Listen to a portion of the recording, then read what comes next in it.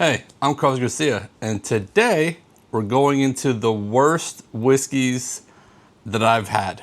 So, doing a couple of videos that are going to be the worst whiskeys Wednesdays. So there'll be 3 or 4 of these, I'm guessing. Today we're going to specifically talk about some ryes that I was the biggest fan of. The part of I'm doing this series, I guess, is to give everything a second chance. If I only had it once, I'm sure I've had most of these multiple times, but some of these have been reviewed on the channel, some of them haven't. So some will be new to you guys, but stuff I've had in the past I didn't really like. But first, let's do a giveaway. Okay, so this giveaway is going to be for the Blayton's video. So it would be 2 ounce samples of all 6 of the Blayton's in that video. And the winner is Rish. You win again. So I was hanging out with some people that watch the channel, local people, and it was like, I think your thing's rigged. I never win. And the same people keep winning. Well, Rish is definitely a multiple time winner. So, all right, so let's go over the bottles real quick before I get into the nosing and tasting. So the one bottle that you guys have seen me review on the channel is the Jack Daniel's Bold and Spicy. I did this review when I was out in Portugal, so it's not the same exact bottle. And I remember liking it before this bottle. So I'm curious to see if it was just that bottle or whatever, or maybe I just don't like it that much anymore. So Jack Daniel's Bold and Spicy, you know, 207 proof. It's a airport exclusive bottle. Whistlepig Piggyback, 6 years. This is a pick by KFC Radio. Oh, Barstool Sports. There isn't too many Whistlepig products that I like, so I don't remember liking this, but I don't remember exactly what I thought about it. But I'm pretty sure I did not like it, so I just threw it in here. I saw Whistlepig. I'm like, yeah, it's it's definitely probably something I don't like.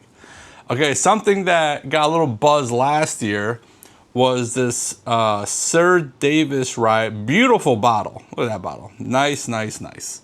This is like a Beyonce celebrity bottle. So the bottle itself is very nice. It was like, I think, $80 plus shipping. I remember it not being very good.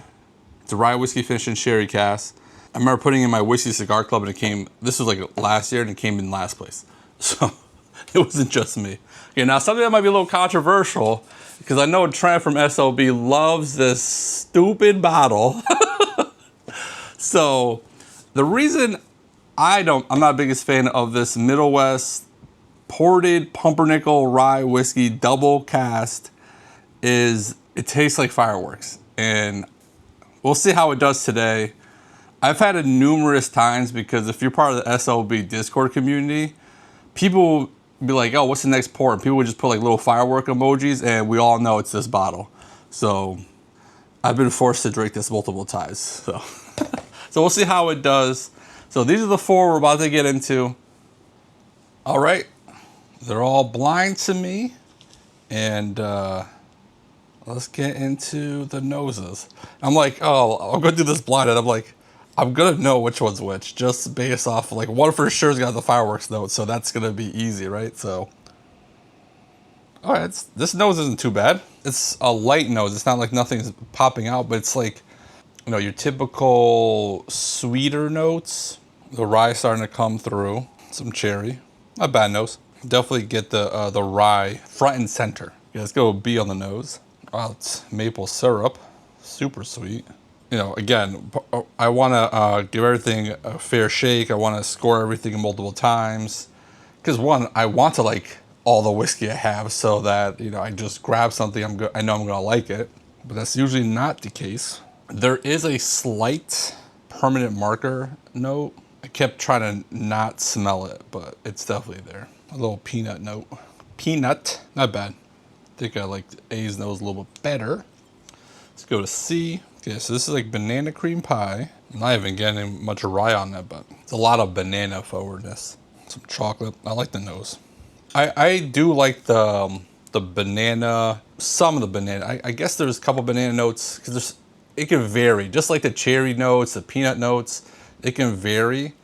But I do enjoy. I know some people don't like the banana notes, but I eat a lot of bananas, so I do enjoy that.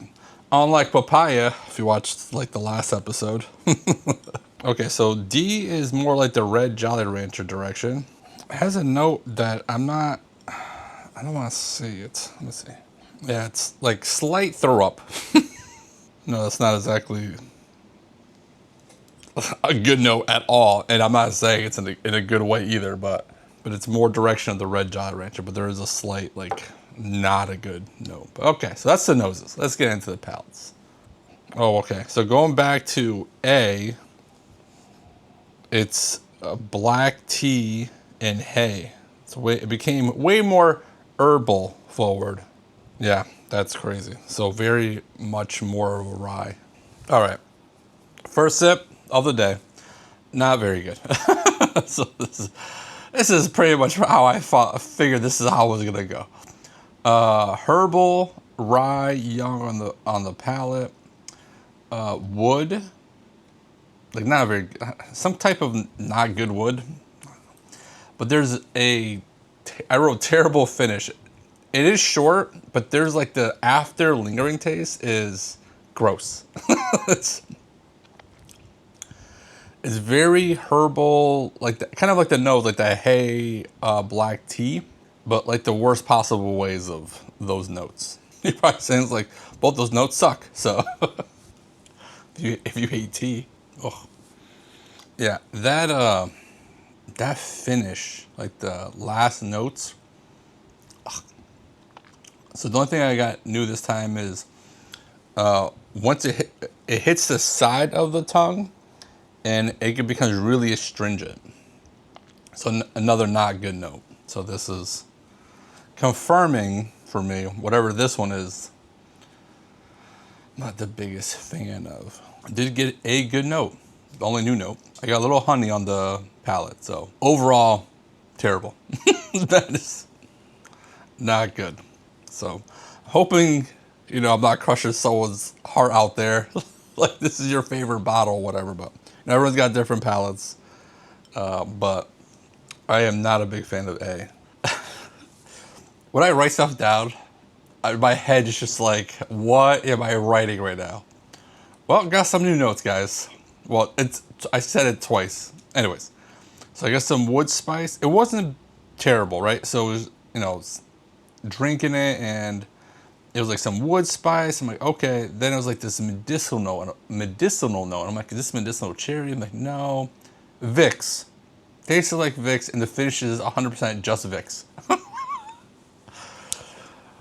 Lord, I don't know, man. And it was just a very short finish. And it's funny because, well, I'm gonna try it again because nothing in my head said like, oh, this is terrible. It was just the notes I was writing. Unlike A, where I was just like, this is not good. B was definitely like, here's a note, here's a note, here's a note. Wow. That is drinking Vicks. That is insane. So on the palate, I underlined the Vicks because it's now becoming the biggest flavor in this whole thing. Did write rye, because you definitely get some rye spice in there. And on the finish, I did get some sweetness. And then the Vicks came back, and it's like this menthol, minty Vicks, like just kind of like in your mouth. It's a short finish though. It is quick. That I know for sure I've never said Vicks on a whiskey before. I'm pretty sure. It's crazy. Nothing new on the third sip. That is very unique with that Vicks notes. Okay, let's go to C, which on the nose, I really enjoyed, so we'll see. I enjoy C, so I don't know. Banana, I wrote banana, chocolate, rye spice, oak, sweetness. It's not mind-blowing or anything. And, coming off of these not so good ones, it might even be shining more. But this is why I want to put like some of the lowest scoring ones against each other, kind of see like, okay, maybe it just did bad against higher scoring stuff, and that's why it did so bad. Part of why I'm doing this series. But yeah, this is fine. And I'm gonna assume it's a Jack Daniels because of the banana note. I could be wrong, but I do get the banana note a lot on the Jack Daniels. Okay, so the more like of a banana bread, specifically for the banana on the palate. The finish got a little bit more herbally, damn it, like of like the rye direction, but overall still decent. Yeah, oh, nothing new. Overall, I would just kind of just drink it because it's the only good whiskey I'm probably gonna have today. So I was like, let me just enjoy this. It's decent. Probably just end up scoring that like a 3. Okay, so let's go to D. Since I haven't got the firework note, I just assumed I was gonna get it here. I still didn't get it, but I did get a sulfur note. So I'm guessing it's still gonna be the Pumpernickel Rye. And it's the only one that has a lot of dark fruit. I did get a lot of cardboardy notes. So I got dark fruit, cardboard so far on the palate, cardboard and dark fruit on the finish. Overall, it's not terrible. I haven't got the sparkler firework note. This is actually, okay, so the cardboard note, it's not the best. I will admit that. It's not like knocking my socks off or anything like that, but the dark fruit notes are really, really good. I did get a little bit bright cherry on the finish this time. It's fine. It's good. It's a lot of dark fruit. That's basically what this is. A lot of these are very specific notes. Well, this one's just a bunch of bad notes, but like this is the Vicks, this is banana, this is dark fruit. These are kind of the blinds I like to give to people that are like, oh, I'm trying to get learn like a note, and you give them something that's like a bomb, so that they're like, okay, that's banana. Okay, yeah, I get that. You know what I mean? Like, oh, cherry. Yep, get that. So these are, now I'm not trying to tell people like, hey, you should learn Vicks, because that's going to be a very common note in other whiskeys. So I will go back and forth with these 4, come back with any new notes and scores. Be right back.